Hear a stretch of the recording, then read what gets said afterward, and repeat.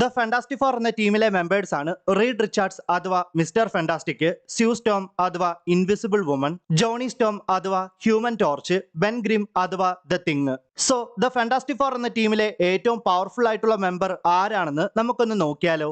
Number 4, Johnny Storm അഥവാ Human Torch. Johnny സ്റ്റോമിന് ഹീറ്റിനെ അബ്സോർബ് ചെയ്യാനും തന്റെ ബോഡി മൊത്തം ഫ്ലെയിംസ് കൊണ്ട് ഇഗ്നൈറ്റ് ചെയ്യാനും മാത്രമല്ല അതിവേഗതയിൽ പറക്കാനും സാധിക്കും. പക്ഷെ ഒരു പ്രശ്നം എന്താണെന്ന് വെച്ചാൽ അദ്ദേഹത്തിന്റെ പവേഴ്സ് ഓക്സിജനെ ആശ്രയിച്ചായിരിക്കും പ്രവർത്തിക്കുന്നത്.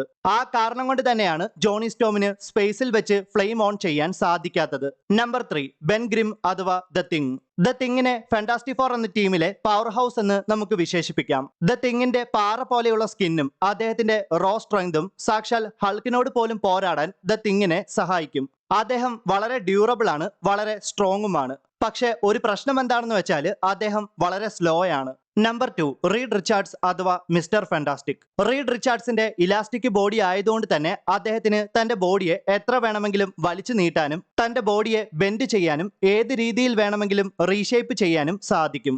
ലോകത്തെ പോലും മാറ്റിമറിക്കുന്ന പല ടെക്നോളജീസും ഇൻവെന്റ് ചെയ്യാൻ റീഡ് റിച്ചാർഡ്സിന് സാധിക്കുന്നുണ്ട്. ഒരു പോരാട്ടമുണ്ടായാൽ ആ പോരാട്ടത്തെ എങ്ങനെ പ്രതിരോധിക്കണമെന്ന് അദ്ദേഹത്തിന് നന്നായിട്ട് അറിയാം. യഥാർത്ഥത്തിൽ അദ്ദേഹത്തിന്റെ സൂപ്പർ പവർ അദ്ദേഹത്തിന്റെ ബ്രെയിൻ ആണെന്ന് പറയേണ്ടി വരും. നമ്പർ 1, സ്യൂ സ്റ്റോം അഥവാ ഇൻവിസിബിൾ വുമൺ. സ്യൂ സ്റ്റോമിന് അവളെയും തന്റെ ചുറ്റിനുമുള്ള എന്തിനേയും ഇൻവിസിബിൾ ആക്കാൻ സാധിക്കും. പക്ഷെ സ്യൂ സ്റ്റോമിന്റെ യഥാർത്ഥ ശക്തി എന്താണെന്ന് വെച്ചാൽ അത് അവൾ ക്രിയേറ്റ് ചെയ്യുന്ന ഫോഴ്സ് ഫീൽഡുകളാണ്.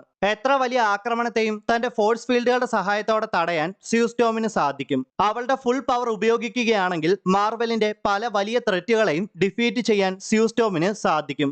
എന്തിനേറെ പറയണം, ഈവൻ ഗലാക്ടസ് പോലും സ്യൂ സ്റ്റോമിന്റെ മുന്നിൽ സ്ട്രഗിൾ ചെയ്യുന്നുണ്ട്. So guys, the Fantastic four എന്ന ടീമിലെ ഏറ്റവും പവർഫുൾ ആയിട്ടുള്ള മെമ്പർ ആരൊക്കെയാണെന്ന് നിങ്ങൾക്ക് മനസ്സിലായി കാണുമെന്ന് ഞാൻ വിശ്വസിക്കുന്നു.